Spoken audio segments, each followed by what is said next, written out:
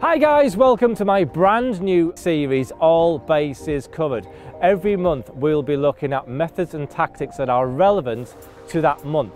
So here we are, it's freezing cold, the air pressure is sky high, and those conditions really do lend themselves to zig fishing.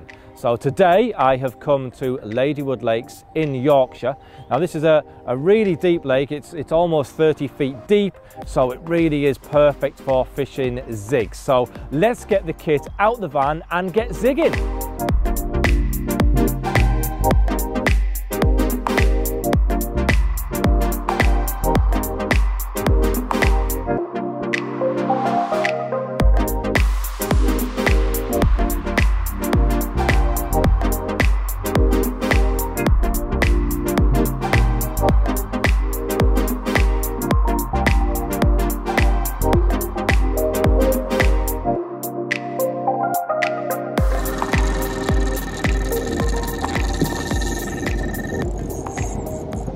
So this rod has only been in the water literally 5 minutes and we're playing the first fish of the day, and this isn't really sort of that unusual. If you can present a hook bait at the exact depth where those fish are sat and you've got a hook bait right in front of the faces, then it isn't too unusual to get really quick bites.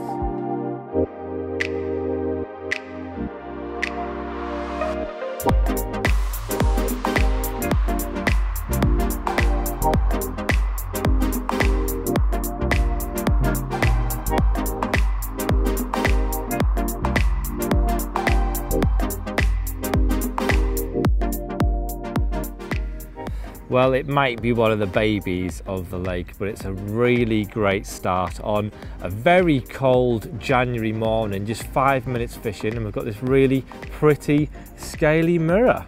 Right, let's get him straight back and try for one a little bit bigger. So as I mentioned at the start of this program, today we're going to be fishing with zigs, but what exactly is a zig? Well, a zig is a buoyant hook bait anchored in position and set to fish at any depth other than on the lake bed. So it could be 6 inches off the bottom, or it could be on the surface and any depth in between. So I guess the next question would be, why and when would you fish with zigs? Well, a lot of people think that zigs are primarily a summer tactic when the fish are visibly cruising around on the surface or in the upper layers. And yes, in these circumstances, zigs will be a great line of attack.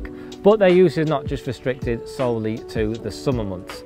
Quite often during the winter, especially during periods of high air pressure, the fish tend to reside within the water column at whatever depth they feel they're most comfortable.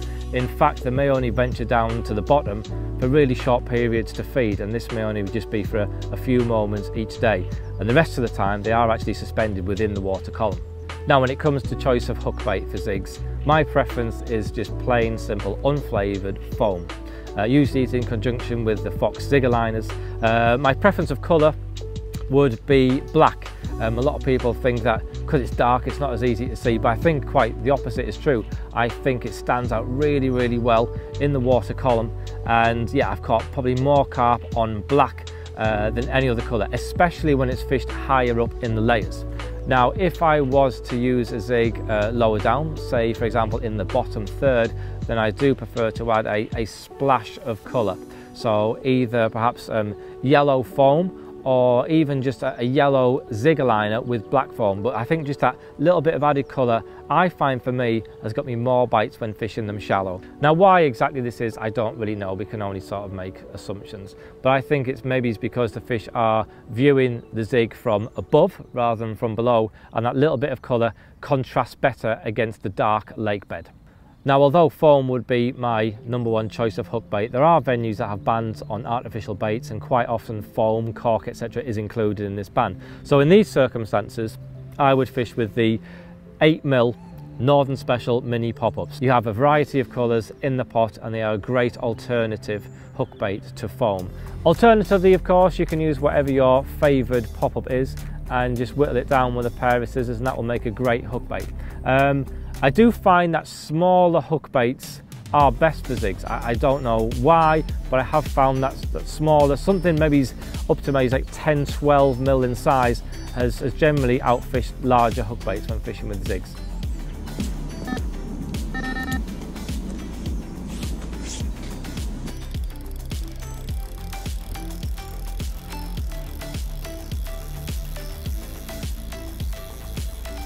It's pulling back, isn't it?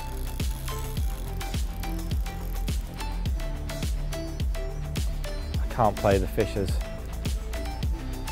quite as heavily as I normally would. I'm only fishing with a 10-pound Zig and Floater hook link and a size 10 hook, so yeah, I've got to play them a little bit more gingerly than normal.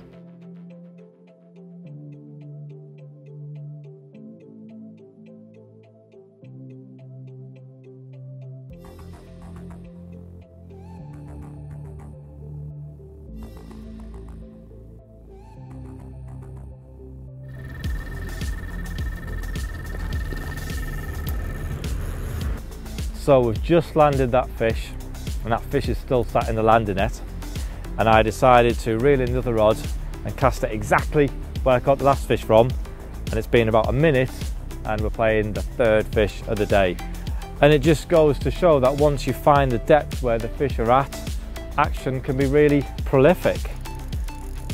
As it happens, the fish I'm catching now, I'm catching 15 feet off the bottom in around 25-27 feet of water.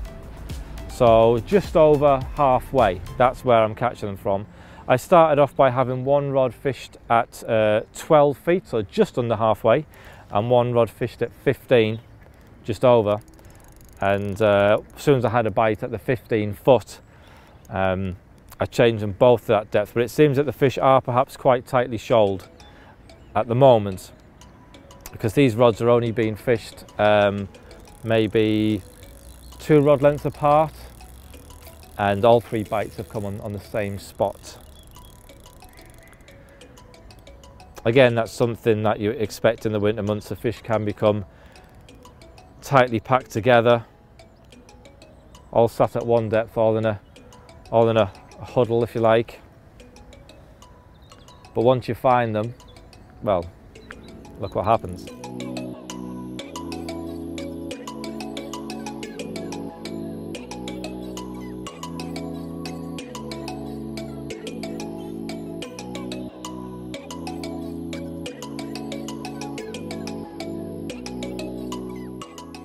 So, our second fish of the session. Got a nice little mirror of about 12 pounds, this one. And again, this fell to a zig, which was presented 15 foot off the lake bed in around 27 feet of water. And it really does just go to show how effective a winter tactic zig fishing can be. Right, let's slip this one back because my hands are getting cold, and we'll take a look at the other fish that I caught just a few moments later.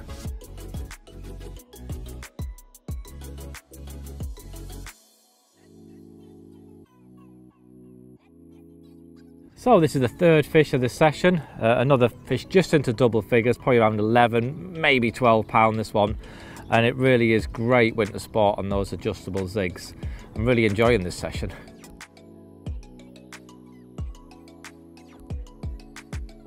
Now, a lot of people when fishing with zigs opt to fish with a fixed length zig, and that's absolutely fine provided you know the depth of your swim and the depth the fish are sat at. Now, if you don't know the depth of swim, then obviously you need to get to work with a marker rod and try and find the depth. And that's only really good if the swim you're fishing is as flat as a swimming pool, because you could plumb up, find your depth, but for all you know, half a rod length to the right of that float, it could be a foot, 2 foot deeper, then your zig is no longer fishing how you want it to be presented. So that's the first kind of negative with a fixed zig. The other one is, in order to change depth, if you're fishing and the weather conditions change and you think the fish may have moved up or down in the water column, then the only way to change depth is obviously to reel in, make adjustments and recast, which may cause, will cause unnecessary disturbance to the swim. Another negative with fixed zigs is poor bite indication. If you're fishing with especially long hook lengths, then that fish has a large arc in which you can move before it dislodges the lead, and an indication is received at the angler's end. But there is a way to eliminate all these problems, and it's my favourite way of fishing with zigs, and that's to fish with the adjustable zig, which I have here. So let's take a look at how exactly it works. So let's take a look at the lead arrangement first. I'm fishing a running rig with a lead attached to one of the angled drop-off run rings, and coming down from there I've chosen to fish with a short boom section, and coming down from that boom I have one of the Edges drop-off heli beads, and the lead can actually be either fixed in place like I'm doing here by putting one of the T-pegs in front of the bead, or alternatively you can fish it to be dropped off, discharged on the take by putting in one of the PVA pegs instead. Now this is particularly useful if you're fishing weedy or snaggy waters where there's a risk that lead can become caught on something, and it makes landing the fish much easier. You can actually fish the lead directly on to one of the run rings if you prefer, but I do prefer to have this short boom section. Coming down from the lead arrangement, we have the float itself, and this is fished in line. The line runs right through the centre of the float and is attached to a rotating swivel, and obviously the hook link is attached to the other end of that swivel, and because it spins so freely it eliminates twists and tangles.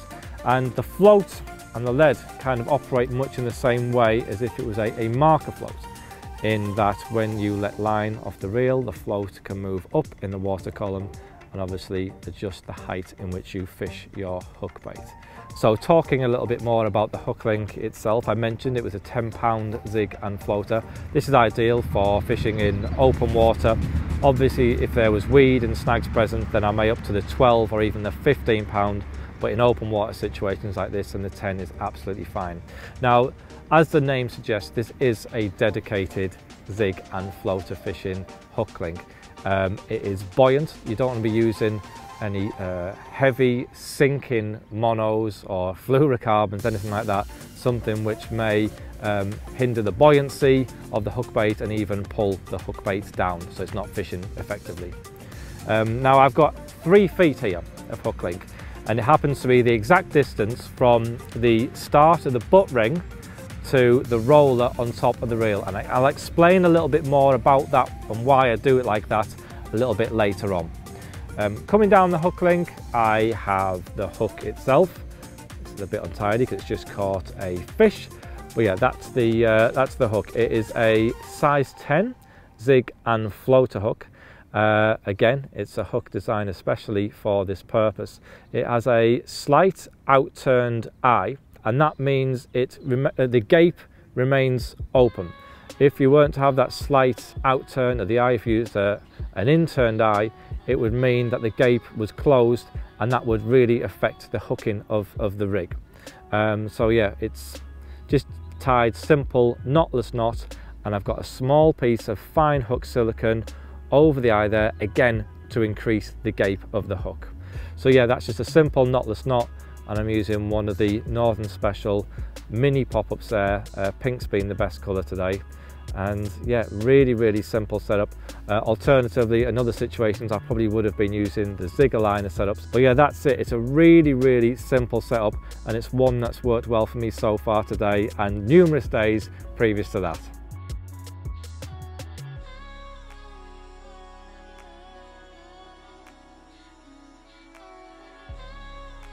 So we now have our Zig here ready to cast out, but before we do, I have a piece of PVA foam here, which I'm going to roll up into a skinny sausage. And on the base of the Zig float, there's a little slot for that foam to plug into. And what I'm going to do now with the hook is just nick the hook to the edge of that foam. Now what that stops that doing is it stops the hook link wrapping round the float and the main line, causing it to tangle and preventing it from popping up in the water. So I've tied up my hook link here, and it's the same length as the start of the butt ring to the roller on top of the reel. Now on this rod, that's exactly 3 feet. Now on a deep lake like this, where it's almost 30 feet deep, I like to work in kind of those 3-foot intervals. I don't think you need to be quite as exact as on a shallower lake, where you're making perhaps small adjustments, small increments at a time. I think on a deep lake like this, altering the depths by 3 foot at a time is a great way to cover the depths and allows you to find the fish quicker. Imagine a lake if it was 40 foot deep and you had one rod set, perhaps just like a foot intervals on each rod. You're not really kind of covering the water column enough to be able to find the fish, whereas if you work in larger intervals, I think it helps you find the fish quicker. So that's why I've done it on this particular occasion. Also, our 3 foot is quite a nice distance, I think, from the hook bait to the float, although I don't think the fish are too bothered about the float at all. I know people might think, oh, they might be scared of that in the water column. I don't think they are. If anything, I think they're perhaps quite inquisitive, and I have caught them with just 6 inches, as little as 6 inches gap between the hook bait and the float. So I'm not too worried about the fish being afraid of the float or anything like that. When it comes to the cast itself, it needs to be smooth, controlled, and you have to stop the float just before it hits the water. Stop the lead just before it hits the water. So that's what we're going to do now. Nice and smooth. Stop the float just before it hits the water. Now this is quite deep, so I'm just going to control the line. It goes down to lake bed. Now let's just touch down there. So now we're going to sink all the line. Keep a tight line to that lead. You don't want to be using too light a lead in these situations as well. If you use too light a lead, you're not able to tighten down properly to the float. I'm using a 3.5 ounce lead here. So I'm pretty tight there to the lead, to the float. Just come back to the alarms. I'm just going to take out any slack, every bit of slack line there is.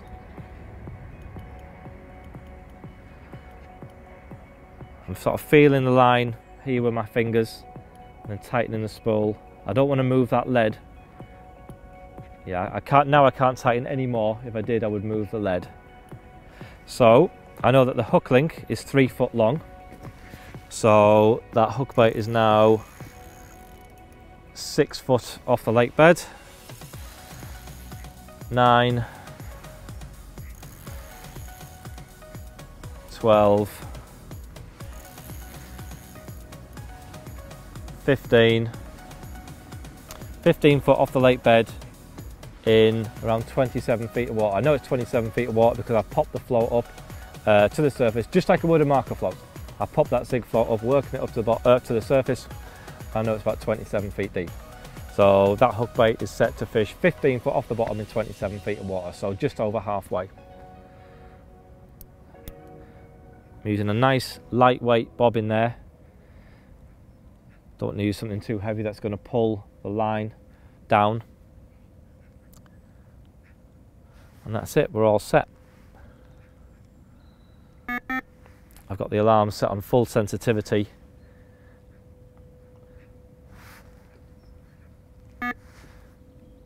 But the beauty of fishing with the adjustable zigs rather than the fixed zigs is bite indication is much more enhanced, because we're fishing with a running lead and the line is able to move freely through that run ring instead of having that big arc of line. I mean, if we had a 16.5 foot hook link here, that's a big arc on what that fish can move, where it can move before it moves the lead. Here we've just got, well, we're more or less direct because the line's just moving freely, so as soon as that fish picks up the hook bait, then we'll receive an indication because the line can just travel freely through the run ring to the bobbin at the other end.